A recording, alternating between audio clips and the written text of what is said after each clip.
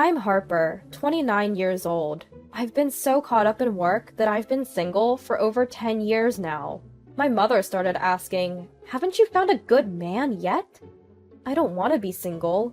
I would love to find someone special to date or marry. So I jokingly told my mother, "My knight in shining armor hasn't come for me yet, so I guess I have to go looking for him myself." To my surprise, she arranged a blind date for me. It was set up by a staff member at her regular beauty salon.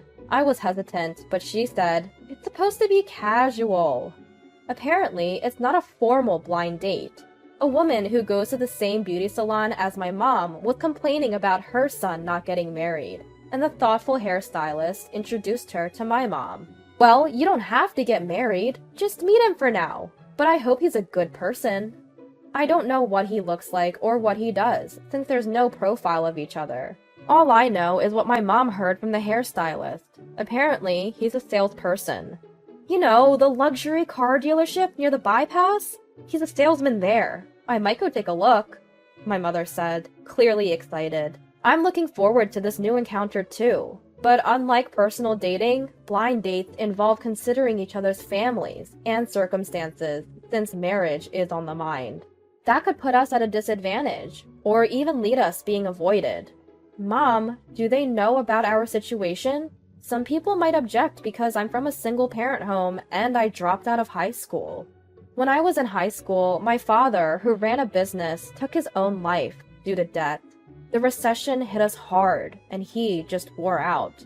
My mother tried to support the family and company alone, but collapsed from stress and exhaustion. I was so worried about my mother that I dropped out of high school to protect her health and the company my father left. I worked desperately to rebuild the company. I thought we were going to go bankrupt, but now we have a small company with 10 employees. We manufacture and deliver specialized kitchen equipment, and we're on good terms with major hotel restaurants. I don't regret my choices, and there's no issue at work, so I don't worry about it. But since my mom feels remorse for not letting me graduate properly, I started attending an alternative high school last year. Well, I think the hairdresser has told them. I explained everything, so they must have been fine with it when they contacted us, my mother said. That makes sense. Oh, Harper, you worry too much. And then came the day of the blind date. My mom and I went, thinking it was just a casual meet and greet, but the other family showed up, all dressed up. The mother was in a dress, and the father in a suit. They were dressed well enough to attend a wedding. My mom and I exchanged surprised looks at their level of sophistication. Is this what we were expecting? Are we okay with this? A shadow of doubt crossed my mind. As for my blind date, wow, so much perfume. How much did he put on? His hair was slicked back with hair gel. He's 47, but his hair is considerably receding. He's wearing an expensive-looking suit, but it doesn't suit him well, which is unfortunate. My mom and I dressed in casual, stylish suits, but nothing over the top. It seemed like there might have been some miscommunication. The other family stared at my mom and me, then suddenly smiled condescendingly. What's with this family? They give off a bad vibe. I didn't have a good impression from the start, but I kept a straight face, as is the social norm. We all introduced ourselves and sat down for the blind date. The restaurant was in a top-rated hotel, known for its delicious food. Lunch was reserved. The other family whispered amongst themselves. I was curious about what they were talking about, but after all, this was a blind date. To get to know the other person, I decided to strike up a conversation. "So, Mason, you work in car sales, right?" I tried to start a conversation by mentioning Mason's occupation, but Mason replied, "Not just any car. I'm a dealer for high-end foreign cars that ordinary people like you can't afford. I'm the top salesman every month. Even the chef of this restaurant is my client." Excuse me? He started babbling about things I hadn't even asked about. Leaking customer information is a big problem, and calling me an ordinary person who couldn't afford such cars was rude. Mason continued, "Harper, your looks are... well, they pass, but you have no common sense. You didn't even wear a dress to a blind date. And your future mother-in-law didn't wear one either. You must be poor people who don't even own a dress? No! We were told it was a casual dining experience. Not something you say to a blind date, especially a first-time meeting. I'm puzzled by these strange rules, like wearing a dress is common sense. We were told it was a casual get-together, without profiles or a matchmaker. My mom and I were dumbfounded that Mason's parents didn't admonish his words. Unaware of our reaction, Mason continued talking. If you want to marry me, you'll have to always wear makeup and look beautiful. You'll have to wake up earlier than me, do the household chores, and go to bed later. And then, he rattled off absurd conditions. At this point, there probably aren't any women left who would want to marry him. It's certainly impossible for me. Excuse me? Not knowing where to start, Mason's mother asked, Excuse me, but where is your father? Is he not here today? I was surprised inside. Didn't she get the message? It's just my mother. When I answered, Mason's mother exclaimed, Oh my, a single-parent family? And looked at the father and son exaggeratedly. Mason said, That's quite a deduction. And his father added, Why would you introduce a daughter from a single-parent family? They spoke as if it was a terrible thing, right in front of us. What's wrong with this family? I've never seen such an uncivilized household. Unlike my gentle mother, I am a bit hot-blooded, and this made me angry. What's wrong with being from a single-parent family? It's not something the child can control, is it? I meant to ask calmly, but it came out sarcastic. Mason spouted an unbelievable theory.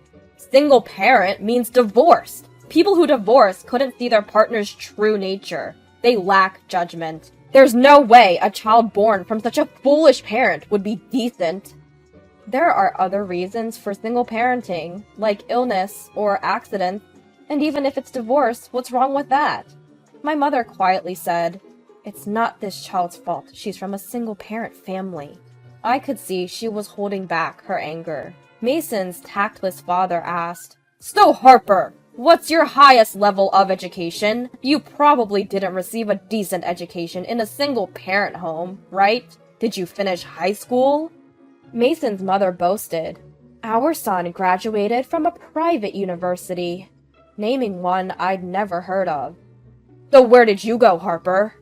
Mason grinned infuriatingly. I really didn't want to say it, but lying would be pointless. I'm a high school dropout. A high school dropout! That's even worse than just graduating high school. See? There's nothing good in a single-parent home. Mason's father gloated. I couldn't hold back. We had our reason. What's the big deal? Is it such a problem that I'm a high school dropout or that we're a single-parent family? Even if you went to a great university, I think we're much better than people who are rude to strangers they just met. I don't want anything more to do with this family. People with low education get angry easily. Being a high school dropout and from a single-parent family means you're at the bottom of society. It's natural to be looked down upon. I would be too ashamed to live. Mason's father taunted. Oh, absolutely! Mason and his father laughed uproariously, though I had no idea what was so funny.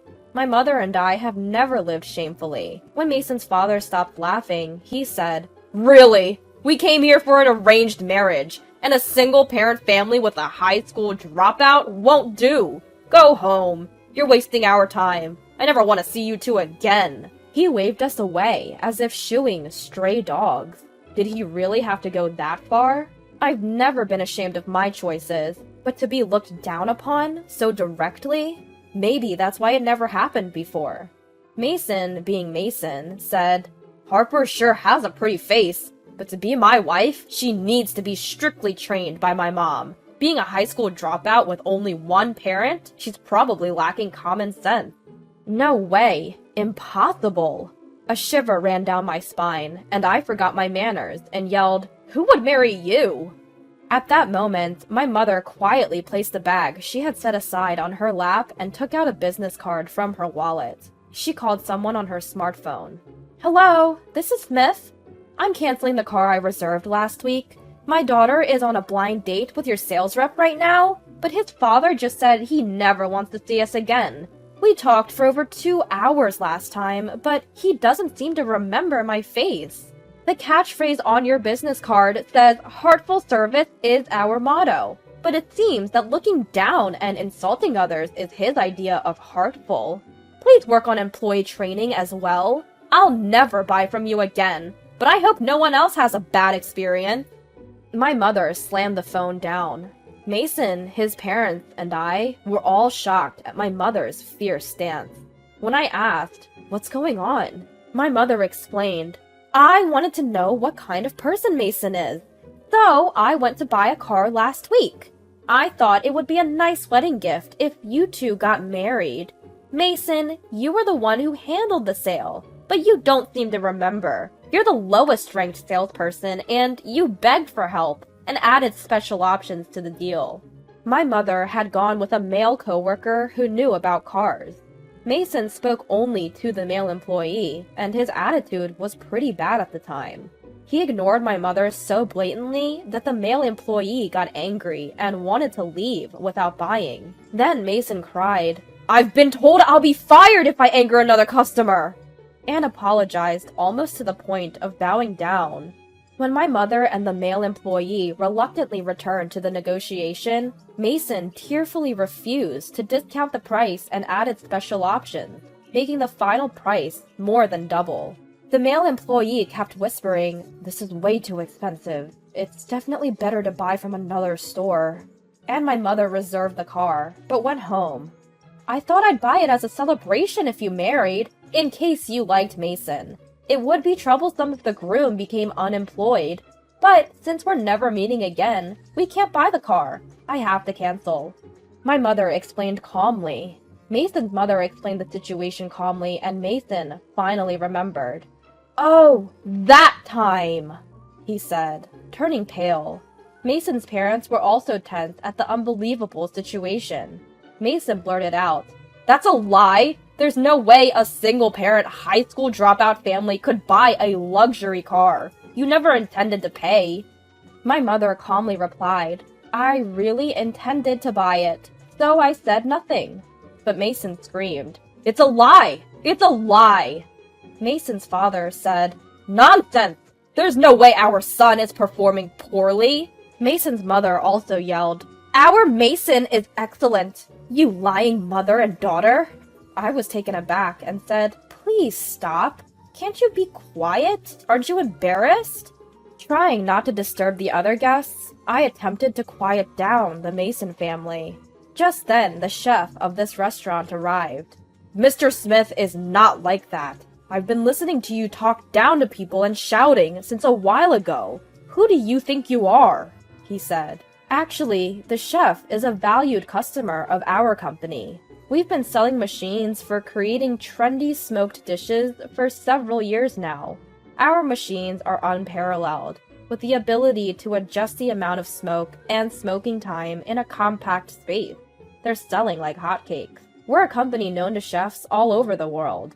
The chef then clearly declared, "I don't want to deal with a dealer who has such a terrible salesman that looks down on people and easily leaks information about single parents and high school dropouts." And the surrounding customers burst into applause. I found myself applauding too, and couldn't help but laugh.